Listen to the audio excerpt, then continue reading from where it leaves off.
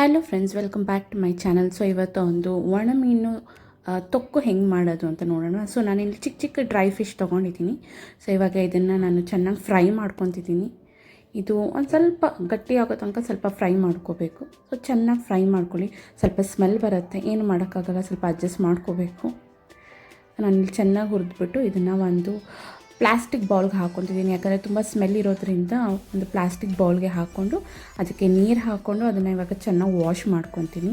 ಅದನ್ನು ಚೆನ್ನಾಗಿ ತೊಳಿಬೇಕು. ನಾನಿಲ್ಲಿ ಒಂದು 2-3 ಸಲ ಚೆನ್ನಾಗಿ ತೊಳೆದಿದ್ದೀನಿ. ಸೊ ತೊಳೆದಾಗ ಏನಾಗುತ್ತೆ, ಅದರಲ್ಲಿ ಇರೋ ಅಂಥ ಮಣ್ಣಿನ ಅಂಶ ಏನಾದರೂ ಇದ್ದರೆ ಅದೆಲ್ಲ ಬಿಟ್ಕೊಳ್ಳುತ್ತೆ. ಸೊ ಅದೆಲ್ಲ ಹೋಗುತ್ತೆ ನಾವು ಚೆನ್ನಾಗಿ ತೊಳೆದಾಗ.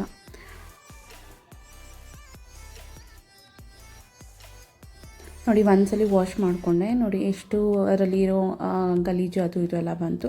ಸೊ ಇವಾಗ ಸೆಕೆಂಡ್ ಟೈಮ್ ಕೂಡ ತೊಳ್ಕೊತಾ ಇದ್ದೀನಿ. ಸೊ ಚೆನ್ನಾಗಿ ವಾಶ್ ಮಾಡ್ಕೋಬೇಕು.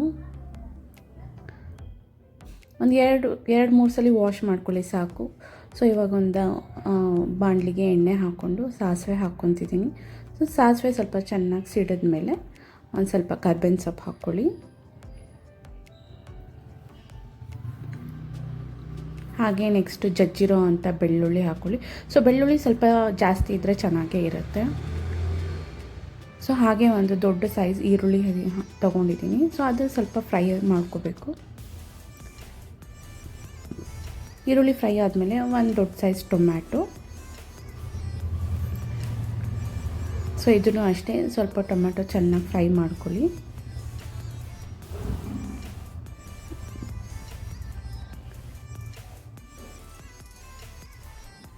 ಈಗ ನಾನು 1 ಟೇಬಲ್ ಸ್ಪೂನ್ ಧನಿಯಾ ಪುಡಿ ತೊಗೊಂಡಿದ್ದೀನಿ. ಹಾಗೆ ಖಾರದ ಪುಡಿ ತೊಗೊಂಡಿದ್ದೀನಿ. ಹಾಗೆ ರುಚಿಗೆ ತಕ್ಕಷ್ಟು ಉಪ್ಪು. ಸೊ ಇದನ್ನು ಎಲ್ಲ ಹಾಕ್ಬಿಟ್ಟು ಸ್ವಲ್ಪ ನೀರು ಹಾಕ್ಬಿಟ್ಟು ಸ್ವಲ್ಪ ಲಿಡ್ ಕ್ಲೋಸ್ ಮಾಡಿ ಒಂದು 5 ನಿಮಿಷ ಬೇಯಕ್ಕೆ ಬಿಡಿ. ಅದು ಚೆನ್ನಾಗಿ ಎಣ್ಣೆ ಬಿಟ್ಕೊಳ್ಳುತ್ತೆ. ನೋಡಿ, ಎಣ್ಣೆ ಎಲ್ಲ ಎಷ್ಟು ಚೆನ್ನಾಗಿ ಬಿಟ್ಕೊಂಡಿದೆ. ಸೊ ನೆಕ್ಸ್ಟು ಹುಣಸೆ ರಸ ಹಾಕಬೇಕು. ಇದಕ್ಕೊಂದು ಸ್ವಲ್ಪ ಹುಳಿ ಚೆನ್ನಾಗಿದ್ದರೆ ಚೆನ್ನಾಗಿರುತ್ತೆ ಟೇಸ್ಟ್.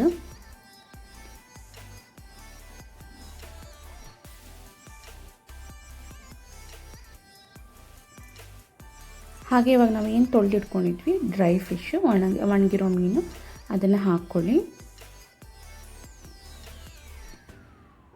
ಎಲ್ಲ ಹಾಕ್ಕೊಂಡು ಚೆನ್ನಾಗಿ ಮಸಾಲೆ ಜೊತೆ ಅದನ್ನು ಚೆನ್ನಾಗಿ ಕಲಿಸ್ಬಿಡಿ. ಕೊನೆಯಲ್ಲಿ ಒಂದ್ಸಲಿ ಉಪ್ಪು ಖಾರ ಎಲ್ಲ ಕರೆಕ್ಟಾಗಿದೆ ಎಲ್ಲ ನೋಡ್ಕೊಳ್ಳಿ.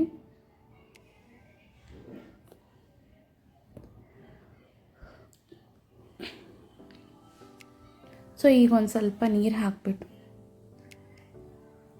ಹಾಕಿ ಲಿಡ್ ಕ್ಲೋಸ್ ಮಾಡಿಬಿಟ್ಟು ಕರೆಕ್ಟ್ ಒಂದು 10 ನಿಮಿಷ ಅದನ್ನು ಬೇಯಕ್ಕೆ ಬಿಟ್ಬಿಡಿ.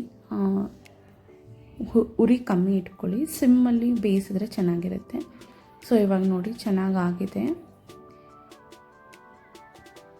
ಕ್ಲೀನಾಗಿ ಬೆಂದಿದೆ. ಇಲ್ಲಿ ಸ್ವಲ್ಪ ನೀರು ಥರ ಇದೆ, ಬಟ್ ಇನ್ನೂ ಒಂದು 5 ನಿಮಿಷ ಬೇಯಿಸಿ ಆವಾಗ ನಿಮಗೆ ಒಂದು ಥಿಕ್ನೆಸ್ ಬರುತ್ತೆ ಗಟ್ಟಿಗೆ. ನೋಡಿ ಇವಾಗ ಬಂದಿದೆ.